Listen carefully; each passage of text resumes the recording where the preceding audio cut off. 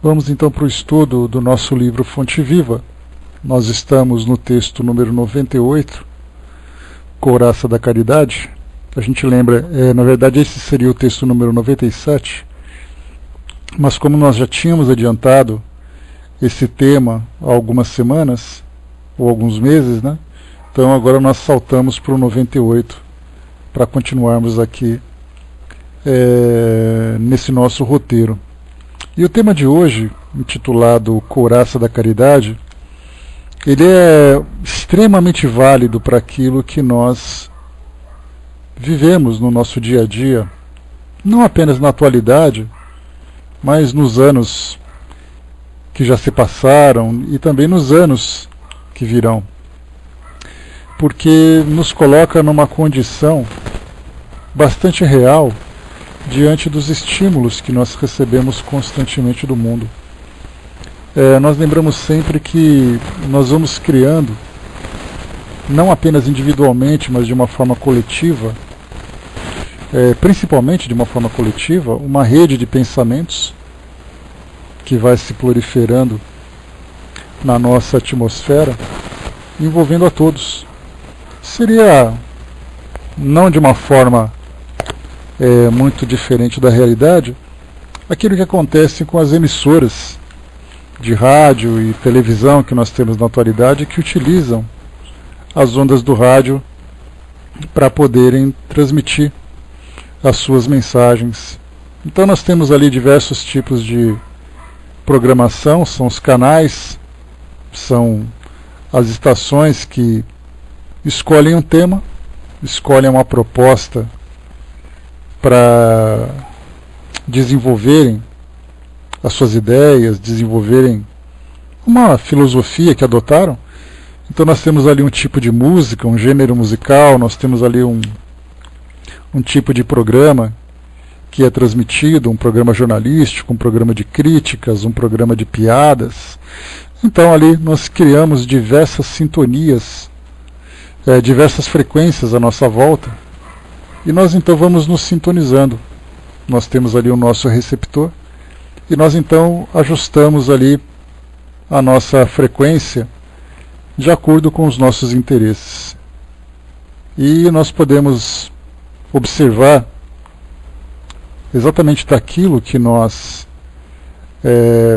escolhemos hoje para nossas vidas, o que tipo de conteúdo para nós é mais interessante.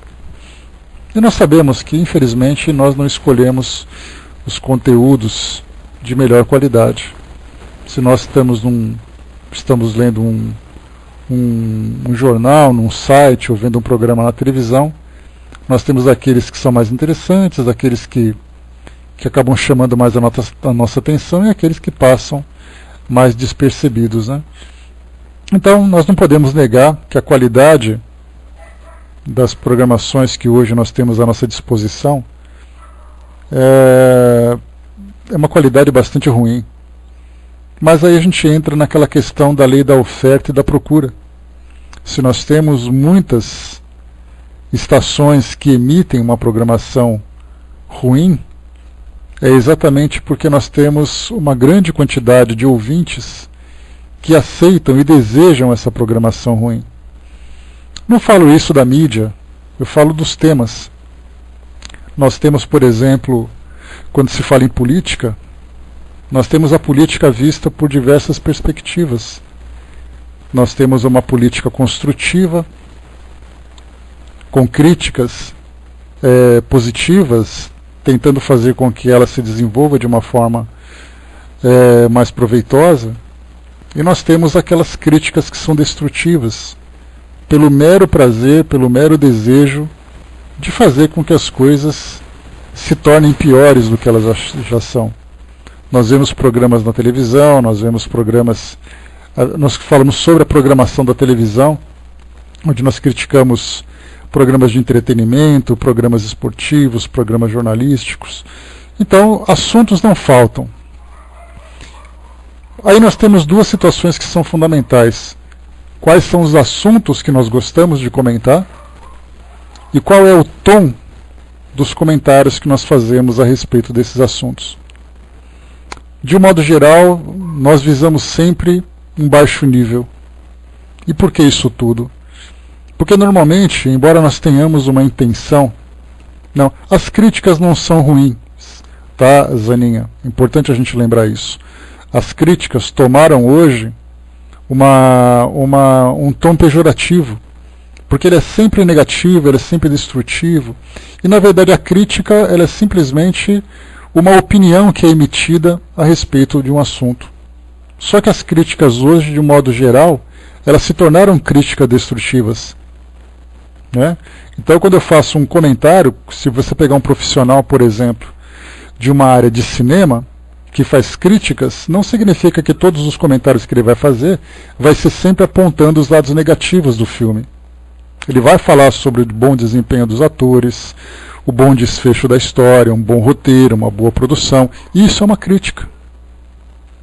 Então nós utilizamos sempre a crítica negativa, porque isso se torna um hábito para nós. Então, quando nós temos uma proposta de transformação moral, uma proposta de evolução, são expressões que nós utilizamos, né? Proposta de evolução, proposta de transformação, dá a impressão de que isso se tornou tão banal que ele perdeu o seu real significado. Da mesma forma como muitas vezes perdeu também o seu real significado falar, por exemplo, do Evangelho. Quando nós falamos de Evangelho, a primeira imagem que vem à nossa mente é exatamente uma ideia religiosa, uma ideia dogmática, e na verdade Evangelho, sendo ali para nós uma coletânea de ideias, traz para nós uma proposta de mudança de comportamento. Eu quero modificar o meu jeito de encarar a vida, eu quero modificar o meu jeito de pensar nas situações que estão à minha volta, no meu jeito de me relacionar com as pessoas. Então, eu abraço aquele conteúdo moral e começo a compreendê-lo, começo a aprender a aplicá-lo no meu dia a dia, naqueles 3 pontos fundamentais da nossa existência em termos de interação com as demais pessoas. É aquilo que eu penso, é aquilo que eu faço e o modo como eu me comporto, o modo como eu ajo. Então é pensamento, palavras e ação. Dentro desses 3 elementos que me permitem essa interação com as pessoas, dentro da minha família, aqui no nosso ambiente de estudo, no meu trabalho, na minha relação do dia a dia com as pessoas, em qualquer lugar onde eu vá, nós nunca estamos sozinhos. Quando eu saio da porta da minha casa e de repente tem uma pessoa passando na minha calçada, eu posso interagir com essa pessoa ou não. Então eu posso ser ativo nessa interação, ou eu posso simplesmente ignorá-la. Então nós estamos aprendendo de uma forma negativa, de uma forma destrutiva, a vivermos cada vez mais isoladamente. Isso porque nós preferimos assim. Nós chegamos talvez num nível de intolerância, num nível de aceitação tão grande, embora isso seja para nós quase que inconsciente, que nós estamos distanciando as pessoas de nós. Nós estamos querendo ser seletivos, separando as pessoas que me incomodam e ficando perto apenas daquelas que eu aceito. Nos esquecendo, nós nos esquecemos disso, que na nossa vida essa seleção acaba, na verdade, trazendo prejuízo para nós mesmos, porque nós somos seres sociais. E quando nós nos isolamos pelo fato de nós não estarmos desenvolvendo esses nossos melhores valores, significa que nós estamos cultivando o egoísmo e nos fechando dentro de nós mesmos. Então, muito bem. Analisando então aquilo que acontece no nosso mundo, e é muito comum, né? Pois é, Luiz, aquela pessoa, aquela época, né, que eu não sou tão velho assim, embora já tenha ali uma longa experiência, mas eu me recordo também que às vezes você passava na rua, uma pessoa de pouco mais de idade, quando eu era garota, ela de pouco mais de idade, era comum ele simplesmente passar a mão na cabeça pelo fato de você ser uma criança e ele passar do seu lado. Hoje as pessoas sequer se olham. Então se cumprimentavam, era o bom dia, como vai, obrigado, com licença, aquelas palavrinhas mágicas que todo mundo conhece. E esse mesmo tipo de comportamento, ele acaba também se tornando indiferente, principalmente para nós que utilizamos muito o computador, porque nós temos assim, parece que temos duas vidas diferentes. Uma vida prática no nosso dia a dia, na vida física, na vida material, e nós temos a nossa vida clandestina, que acontece no meio virtual. Muitas vezes nós temos comportamento numa vida virtual que nós não temos numa vida comum. Porque na vida comum a gente sempre tenta manter as boas relações, mas na vida virtual, nessa vida clandestina, como se fosse na obscuridade, nós soltamos piadinhas críticas, sarcásticas, somos negativos, somos destrutivos, somos falsos. Então hoje, quando nós estudamos uma filosofia como essa, a doutrina espírita, que nos oferece uma proposta de crescimento intelectual, de crescimento moral muito grande, quando nós realmente levamos a sério aquilo que nós abraçamos, nós temos que ter essa coerência daquilo que nós estudamos e daquilo que nós desejamos ser para aquilo que nós vivemos. Então nós estamos saindo dessa dupla personalidade e estamos começando a unificar as duas coisas. Porque as pessoas me reconhecerão por aquilo que eu penso, por aquilo que eu falo e da forma como eu me comporto, onde quer que eu esteja. E isso é fundamental para nós, que somos estudantes e que temos essa responsabilidade pessoal com essa nova forma de viver. Então nós desejamos isso. Só que nós temos, assim, vamos dizer, um pavio moral muito curto. Porque essa agora é a ideia que nós estamos entrando, depois dessa nossa introdução, nesse texto que nós vamos estudar agora. O que significa esse pavio moral? Eu sou uma pessoa boa até que alguém me provoque. Eu fico calmo até que alguém pise no meu calo. Então esse pavio moral significa assim que eu sou generoso, mas eu posso me transformar num egoísta, num intolerante, de uma hora para outra. Pelo simples fato de eu ler uma crítica, ler um comentário, ler uma provocação, seja na área esportiva, seja na área política, na área cultural, nas minhas ideias pessoais, qualquer tipo de estímulo, e nesse mundo dinâmico que nós estamos vivenciando, onde nós temos redes sociais, programas de comunicação, conexão fácil com as pessoas à distância, em que nós não precisamos nos expor fisicamente, mas nós simplesmente lançamos ideias, como se essas ideias não tivessem dono. Dá a impressão de que aquilo que é lançado nesse mundo das ideias não tem remetente. Ele lança e pega quem quer. Ele surge do nada e atinge o nada. Na verdade, ele sai de alguém e atinge alguém. Então, por isso nós vemos que nesse dinamismo que nós temos hoje, em que tudo é muito fácil, você está relaxando, você está se divertindo, você está brincando, de repente do nada a sua personalidade muda. E você então se torna uma pessoa mais agressiva. E isso acontece por quê? Porque os estímulos são muito, muito intensos e nós não estamos nos preparando devidamente para esse tipo de comportamento, para esse tipo de situação.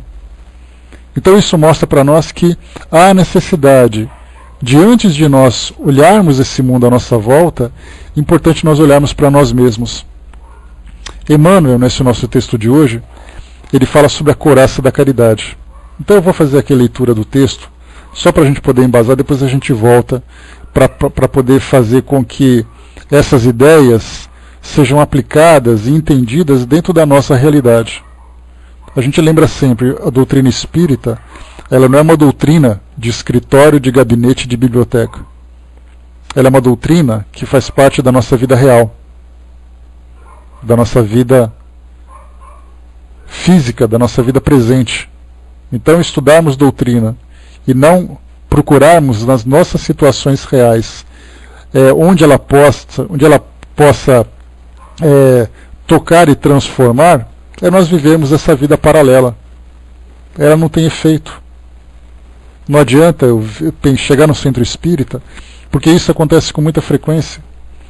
Se nós estamos, por exemplo, num centro espírita, num grupo de estudo, num ambiente onde exija de nós um comportamento moral mais equilibrado, um pensamento mais elevado, nós normalmente não fazemos críticas negativas sobre aquilo que acontece no mundo. Nós queremos falar sobre ideias do Evangelho, sobre ideias doutrinárias, sobre curiosidades, tudo que é positivo. Nós observamos que nesses ambientes nós não tratamos de temas negativos, a menos que ele seja citado como objeto de estudo. Mas nós não vemos isso como um interesse coletivo. Tratarmos de futilidade, aqui na nossa sala, por exemplo, começarmos a contar piadinhas vulgares, ou então começar a falar mal da vida do outro, o outro que a gente nem conhece, o outro que a gente não paga a conta, o outro que a gente não tem nada a ver com a vida dele. Ficar comentando o que passa na televisão daquilo que não presta, isso são temas que não interessam para nós. A nossa proposta, aqui durante o nosso estudo, é falarmos daquilo que nós gostamos, que serve para nós como uma referência de conduta. Mas no momento em que nós fechamos o programa, nós retomamos para a nossa vida comum. E aí falarmos de futilidade, falarmos mal da vida do outro, apontarmos o outro como se nós não tivéssemos culpa de nada, como se nós não tivéssemos imperfeições. Aí nós voltamos à nossa vida cotidiana. Então nós temos uma dificuldade muito grande de mantermos esse mesmo padrão. E mais uma vez eu coloco assim, isso não é para nós uma acusação. Mas é importante que nós reconheçamos isso. Reconheçamos que nós temos essa fragilidade, reconheçamos que nós temos essa fraqueza, que é uma fraqueza do nosso caráter, devido ao nosso estágio evolutivo. E também não vamos culpar o nosso estágio evolutivo, porque embora nós tenhamos um estágio ainda atrasado, nós não temos ignorância, porque nós reconhecemos essa fraqueza. Nós poderíamos ser ignorantes e falarmos assim, olha, eu faço isso porque não sei fazer nada diferente. Na verdade, nós temos uma série de referências que mostram para nós a forma correta de nos conduzirmos, conversamos sobre isso, debatemos, refletimos sobre isso e depois nós nos comportamos de modo diferente. Então isso mostra, na verdade, que, embora nós tenhamos o nosso intelecto apontando exatamente a direção que nós temos que seguir, essa nossa fragilidade moral, de vez em quando, nos leva para alguns desvios. Então, a primeira ideia que nós temos que fazer, que nós temos que desenvolver, né? Bom dia, pessoal que chegou. A primeira ideia que nós temos que desenvolver é exatamente com relação aos anticorpos morais que nós precisamos desenvolver. Quando nós estudamos um pouco de biologia, e nós falamos sobre o nascimento de uma criança, ela começa então a desenvolver anticorpos desde o início, durante a amamentação. Então, através daquilo que a mãe transfere de elementos biológicos para ela, o organismo dela começa a se fortalecer. E depois, em contato com aquilo que acontece na vida dela, brincando no chão, brincando com um animal de estimação, colocando brinquedos na boca, o próprio organismo dela vai tomando essa iniciativa de criar esses anticorpos. Depois vem ali a vacinação, que já é um método exterior e artificial, quando ela toma ali a gotinha, uma injeção e tudo mais, e aí então o organismo dela vai se desenvolvendo, o seu sistema imunológico vai se fortalecendo, e ela começa então a ter mais resistência para enfrentar aquilo que existe de negativo nesse mundo biológico à volta dela. Fazendo essa comparação, nós trazemos isso para o nosso universo moral. Quando nós começamos a receber a nossa educação dentro da nossa vida familiar, além da bagagem moral que nós já trazemos, nós então somos educados, né, a não falar coisa feia, a não pôr a mão onde não deve, a fazer isso, a fazer aquilo, e começamos então a aprender. E aí a gente vai também criando esses anticorpos morais. Até que chega o momento em que nós recebemos as nossas primeiras vacinas, que nós poderíamos considerar o início da nossa evangelização. Seja em que religião for. No momento em que uma criança, por exemplo, da Igreja Católica faz a primeira comunhão, em que uma criança numa igreja evangélica faz ali a sua profissão de fé, no momento em que uma criança dentro do espiritismo, dentro de uma outra religião, passe por aquele processo de evangelização, nós começamos a receber então de uma forma artificial os ensinamentos para fortalecer o nosso caráter. Só que dá a impressão que esses anticorpos que nós desenvolvemos, eles chegam um momento em que eles estagnam, em que eles ficam parados, não se desenvolvem mais, enquanto as provocações, enquanto essas toxinas morais à nossa volta vão se tornando cada vez mais perigosas. É como se nós não acompanhássemos o crescimento daquilo que acontece no mundo. Tanto é assim que depois nós começamos então a usar expressões vulgares para expressar as nossas ideias mais simples. Às vezes para falar de uma para vocês verem como é fácil, olha só, procurem na mente de vocês a resposta que eu vou dizer assim. Eu pego assim então e acabo de comer uma fruta deliciosa.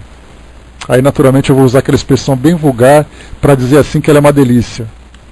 Aí pronto, vocês já encontraram no arquivo mental de vocês qual é a melhor palavra vulgar para poder expressar como essa fruta é deliciosa. Então a gente vê que no momento em que nós sofremos uma dor, você está andando, aí seu dedinho bate na quina da porta. É claro que você não vai cantar o hino nacional e nem vai ficar rezando o Pai Nosso. Você vai ficar soltando cobras e lagartos no corredor, chorando de dor e gritando porque você bateu o dedinho na porta. Já encontrou sua palavra também, né, Lucimária? Eu entendo, todo mundo encontrou a deles. Então, nós aprendemos então que isso é prazeroso, que isso é interessante, mas nós não nos damos conta que isso é imoral, que isso é vulgar, que isso é agressivo. Que dentro dessa ideia de mudança de pensamento, dentro daquela sintonia que nós conversamos no início, isso para nós é destrutivo. E aí nós começamos também a nos relacionarmos uns com os outros. Quando eu falo para você, olha, eu votei em fulano. Aí você fala, mas como você votou? Pronto, já mudou o temperamento. A pulsação já aumentou, a pressão já subiu, a expressão facial já se transformou, simplesmente porque eu falei para vocês qual é a minha expressão, a minha ideia política. Ou para que time eu torço, ou para que religião é a minha. Hoje mesmo, pela manhã, foi interessante, eu estava vendo no jornal, saiu na Folha de São Paulo, uma matéria que mostra um biólogo americano, que é ateu, escreveu alguns livros, falando sobre a sua ideia materialista, falando sobre a ideia de Deus sendo uma fantasia. E aí, então, nessa reportagem, ele citava, num vídeo, algumas das cartas, ele lia algumas das cartas que ele recebia de grupos religiosos. E as pessoas falaram de uma forma inacreditável. Que ele deveria ir para o inferno, que ele deveria ficar lá para sempre, que ele era o verdadeiro anticristo, que tomara que ele morra, que ele vá para o inferno, simplesmente porque ele expressava a sua ideia, dizendo que não acreditava em Deus. E as pessoas que acreditavam em Deus mandavam ele para o inferno. Outras diziam assim, em outras palavras, para a gente não estragar aqui a nossa vibração, eu não vim do macaco e tomara que o macaco te estupre. Coisas do gênero, vindo de pessoas que são religiosas. Enquanto que aquele que é ateu simplesmente diz, eu não acredito em Deus e nós somos uma evolução dos primatas. E aquele que acredita em Deus fala, tomara que você vá para o inferno, morra e sofra para sempre. Então nós vemos a incoerência daquilo que nós acreditamos e daquilo que nós fazemos. Mas, para chegar então na ideia que a gente estava desenvolvendo, é importante que diante desses estímulos todos, e nós espíritas não somos santos, importante lembrar isso. Se por acaso alguém fala que o espiritismo é coisa do diabo, muitas vezes a gente não devolve uma flor para ele não. A gente tira a flor e entrega o cabo cheio de espinhos. São pessoas, na verdade, Zuquinha, bom dia. Eu não diria que são pessoas vazias de amor, elas têm amor no coração. Elas só não entendem o que significa exatamente o amor. Porque é um amor ainda muito infantil, é um amor muito restrito. Elas amam aquilo que elas acreditam, amam as pessoas que compartilham das mesmas ideias. Só que elas não entenderam que o amor, quando ele se transforma num amor incondicional, ele quebra a barreira de nós mesmos. Então, na verdade, nós não entendemos ainda o seu real significado. Tanto que Jesus diz para nós assim, né, que para você amar o próximo, você precisa primeiro amar a si próprio. Como é que as pessoas vão se amar se elas não sabem fazer isso?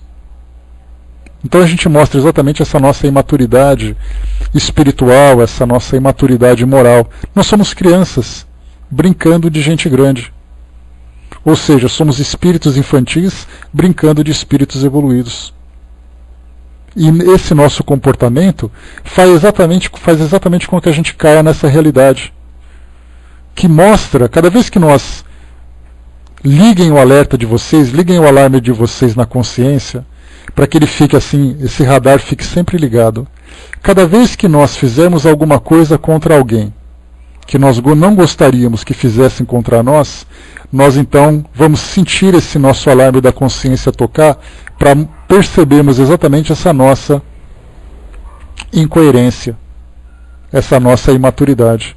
Através desse autopoliciamento, não policiar os outros, porque é fácil a gente analisar aquilo que os outros fazem de errado, mas quando a gente ligar esse nosso radar pessoal, esse nosso radar íntimo, e começarmos a fazer essa nossa autoanálise, esse autopoliciamento, a gente vai ver quão distante nós estamos daquilo que nós acreditávamos estar. Eu sou um espírito que cresceu, um espírito que evoluiu, porque eu estudei a doutrina espírita durante 20 e tantos anos. Aí eu já dou aquela carteirada. Aí em 5 segundos alguém fala alguma coisa e eu respondo de um jeito diferente. Eu percebi que aqueles 20 anos e poucos de estudo que eu tinha não me valeram nada, pelo menos não em termos de resistência moral que eu preciso desenvolver. Sim, eu me tornei um espírito melhor. Num aspecto, mas acabei ainda não desenvolvendo o outro aspecto que é mais importante. Porque eu aprendi a olhar o mundo a partir da ótica espírita, por exemplo, ou da ótica da minha religião. Mas eu não consegui olhar para dentro de mim ainda a partir dessa mesma perspectiva. Então, para que eu possa amar o próximo, como Jesus trouxe para nós, eu primeiro preciso amar a mim mesmo. E para poder amar a mim mesmo, eu preciso me conhecer. E esse autoconhecimento é algo que muitas vezes ninguém prega, ninguém explica, ninguém compreende. Porque a ideia da minha fé, a ideia da minha crença, a ideia da minha religião é a minha salvação. Mas ninguém fala que para você buscar essa salvação moral, é algo que você tem que começar dentro de si mesmo. Você não tem que olhar para onde você vai. Você tem que olhar para ver se você tem condições de ir primeiro. Bom dia, Quirão. É Crião. Porque nós paramos assim na base de uma montanha e nós olhamos para o alto dizendo assim, é ali que eu quero chegar. Mas você não se pergunta se você tem os equipamentos necessários, se você tem condições físicas para isso, se a sua saúde te permite, se você tem coragem de fazer isso. A mesma coisa acontece diante dessa fantasia que normalmente nós recebemos dessas filosofias que nós abraçamos. Ou dessas ideias que não deixam de estar erradas, mas elas são incompletas se elas não começarem dentro de nós. Primeiro começa em mim, para que eu possa me preparar. Depois eu vou saber para onde eu vou. Não adianta me mostrar para onde eu vou se eu não me vejo em condições disso. É um trabalho contrário. Isso tem um detalhe interessante que eu já comentei com vocês, mas que vale a pena aqui ressaltar, né, que é o mais difícil. Todo mundo, quer dizer, o desejo todo mundo deseja, né, Lucimari? O problema é colocar isso em prática. Eu desejo ser um espírito melhor, eu desejo ser um espírito bom, eu desejo ir para o céu. Todo mundo deseja. Eu desejaria também, antes de morrer, ir para Paris fazer uma visita lá na Torre Eiffel. Né? Muita gente deseja um bolo de chocolate quentinho. Então desejo todo mundo tem. O problema para nós é fazermos com que isso se transforme em ações.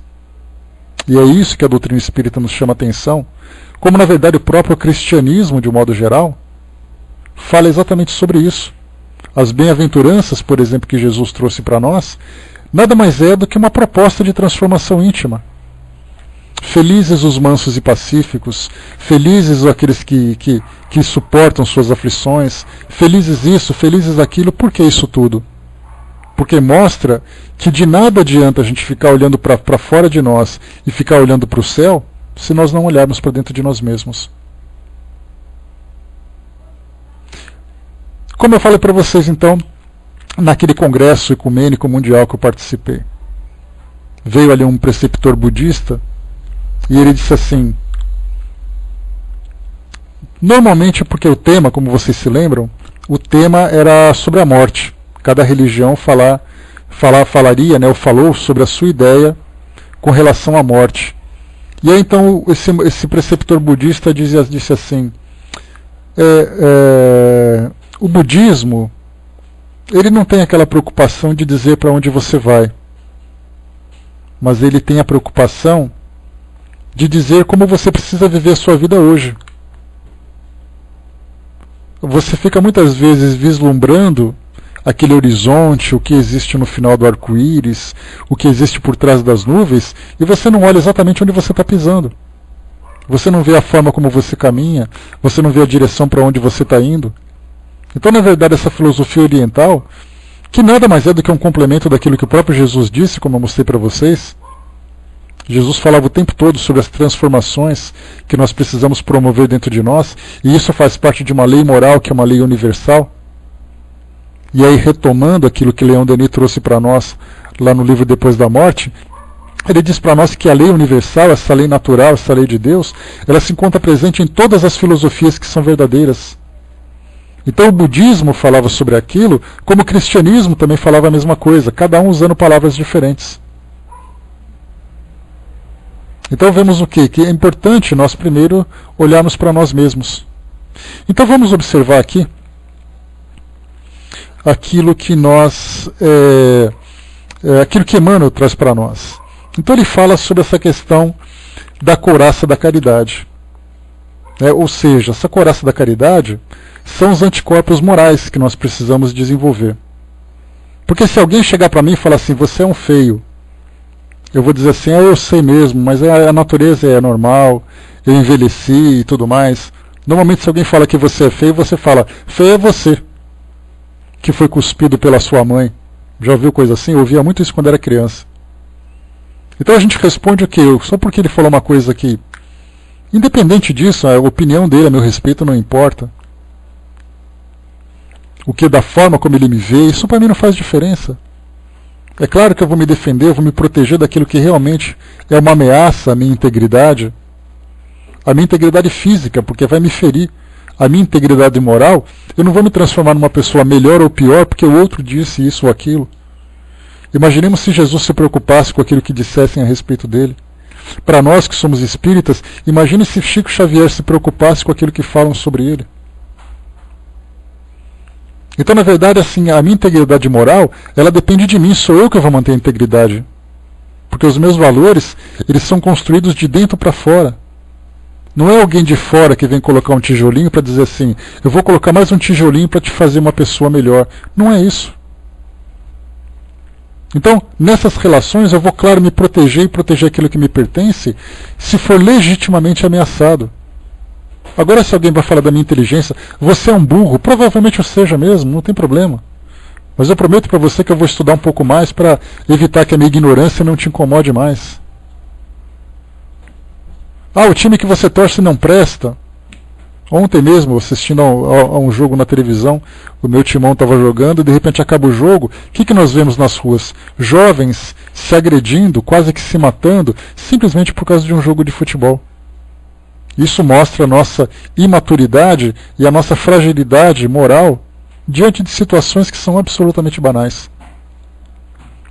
Vamos aqui para o nosso texto, que agora, juntando todas essas ideias, a gente vai conseguir fechar com essas palavras sábias que Emmanuel sempre traz para todos nós. Item número 8, então, fonte viva, couraça da caridade. Separou aqui uma das cartas de Paulo, primeira epístola, aos Tessalonicenses, capítulo 5, versículo 8. Sejamos sóbrios, vestindo-nos da couraça da fé e da caridade. Paulo foi infinitamente sábio quando aconselhou a couraça da caridade aos trabalhadores da luz. Em favor do êxito desejável na missão de amor a que nos propomos, em companhia do Cristo, antes de tudo é indispensável preservar o coração. E se não agasalharmos a fonte do sentimento nas vibrações do ardente amor, servidos por uma compreensão elevada nos círculos da experiência santificante que nos debatemos na arena terrestre, é muito difícil vencer na tarefa que o Senhor nos confia. Prestem atenção agora, pessoal. A irritação permanente diante da ignorância adia as vantagens do ensino benéfico. A indignação excessiva perante a fraqueza extermina os germes frágeis da virtude. A ira frequente no campo da luta pode multiplicar-nos os inimigos sem qualquer proveito para a obra a que nos devotamos. A severidade demasiada, à frente de pessoas ainda estranhas aos benefícios da disciplina, faz-se acompanhar de efeitos contraproducentes por escassez de educação no meio em que se manifesta. Compreendendo assim que o cristão se acha num verdadeiro estado de luta e que, por vezes, somos defrontados por sugestões da irritação intemperante, da indignação inoportuna, da ira injustificada ou da severidade destrutiva, o apóstolo dos gentios receitou-nos a couraça da caridade, por sentinela defensiva dos órgãos centrais da expressão da vida. É indispensável armar o coração de infinito entendimento fraterno para atender ao ministério em que nos empenhamos. A convicção e o entusiasmo da fé bastam para começar honrosamente, mas para continuar o serviço e terminá-lo com êxito, ninguém poderá prescindir da caridade paciente, benigna e invencível. Esse é o nosso texto, mas ou seja, se nós não desenvolvermos aquele sentimento de fé para termos a convicção de que tudo aquilo que nós acreditamos é uma realidade, e se nós não transformarmos a caridade numa prática diária, no nosso pensar, no nosso falar e no nosso agir, nós continuaremos ainda cambaleando diante dessa nossa fragilidade, sendo jogados de um lado para outro, como se fosse um pequeno barco parado no meio de uma grande tempestade no meio do oceano. Mas quando nós vamos nos fortalecendo, nós vamos nos tornando navios cada vez mais sólidos. E aí não é qualquer ondinha que bate e faz com que ele balance. Para que ele chacoalhe, ele tem que ser uma onda muito forte. E no momento em que nós nos tornarmos sábios, aí então nós nos transformamos em ilhas. Não importa o tamanho da onda, a ilha vai continuar sólida. Mas nós estamos muito distantes disso ainda. Então quando nós falamos em caridade, nós falamos principalmente em caridade moral, que é aquela que muitas vezes nós nos esquecemos. Quando se fala em caridade, a primeira caridade que nós temos é a caridade do pão, é a caridade do remédio, é a caridade da roupa. Mas nós temos a caridade do abraço, a caridade do sorriso, a caridade do silêncio, que é a mais difícil.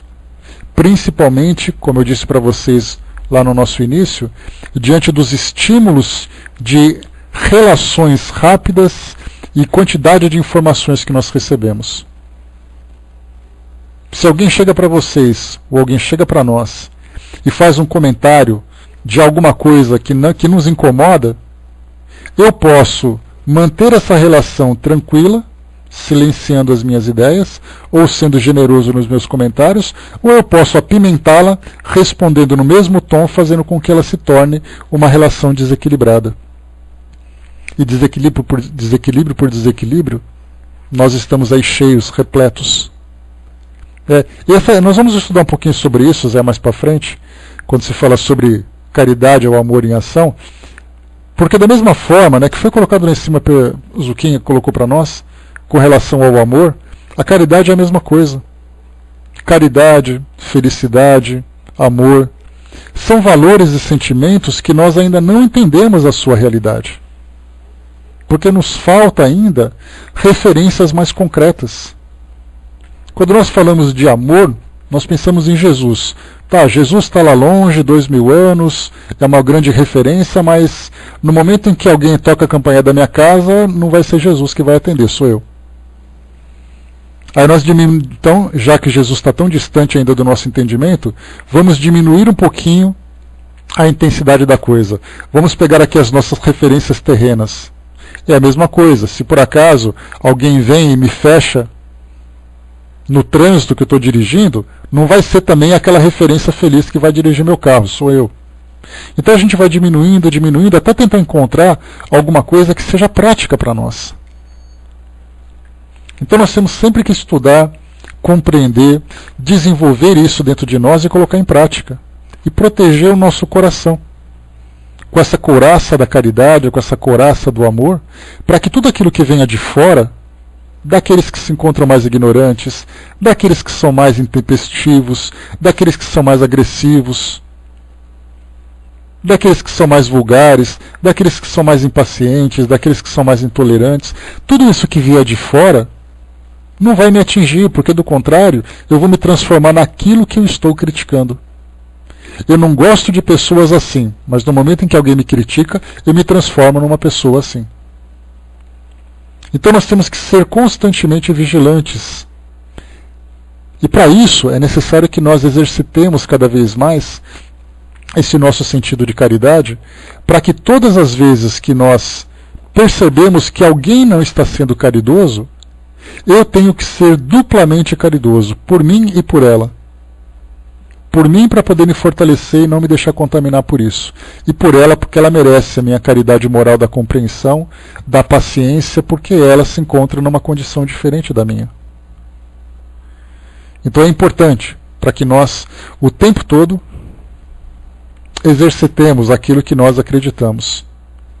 Mantenhamos sempre a nossa coerência daquilo que nós desejamos ser e daquilo que nós estamos fazendo para ser aquilo que nós desejamos. Mantenhamos a nossa coerência dentro do ambiente onde nós nos sentimos bem acolhidos e envolvidos em vibrações positivas, e aquilo que nós somos fora desse ambiente, que é o ambiente mais difícil. E mantemos sempre ligados, sempre ativos, esse nosso radar. Não para olhar à nossa volta, mas para sondar aquilo que acontece dentro de nós. Para que eu possa perceber quando o meu humor está se transformando, quando o meu temperamento está se tornando mais impaciente, quando as minhas ideias começam a se tornar críticas, aí então eu começo a me transformar verdadeiramente positivamente e começo de fato a cristalizar esses valores que eu venho desenvolvendo. Então, meus amigos, fechando por aqui o nosso estudo de hoje. Leiam de novo, por favor, como lição de casa, esse nosso texto, número 98, do livro Fonte Viva, Couraça da Caridade. Leiam 3, 4, 5 vezes com calma, para que a gente possa absorver de fato essas orientações nessas situações do nosso cotidiano. Não adianta isso ficar fixo na nossa memória se isso não for absorvido pelos nossos corações. Do contrário, vai ser um conhecimento guardado numa biblioteca. E feliz daquele que tem uma boa memória, porque aqueles que não têm vão esquecer rápido. Ou melhor, essa ideia vai ser esquecida rapidamente. Agora, se nós absorvermos isso no coração, aí nós conseguimos de fato conquistar aquilo que nós desejamos.